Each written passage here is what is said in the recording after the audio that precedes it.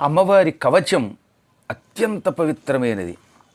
కవచము అంటే రక్షణ కలిగించున్నది. శరీరానికి ఒక తొడుగు తొడుక్కుంటే బాణాలు, ఆయుధాలు ఇటువంటి వాటి వల్ల గాయాలు కాకుండా అది మన శరీరాన్ని రక్షిస్తుంది.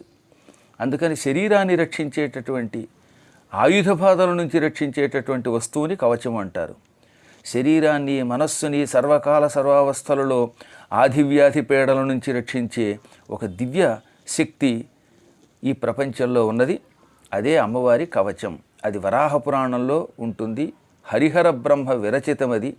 అత్యంత పవిత్రమైన ఈ దేవీ కవచమును శ్రద్ధాశక్తులతో విన్నవాడు, పారాయణం చేసినవాడు జీవితంలో ఏ విధమైన పీడా పొందడు, బాధ పొందడు.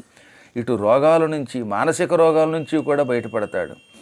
అనుకున్న పని తక్షణం నెరవేర్చే దివ్యశక్తి ఈ దేవీ కవచమునకు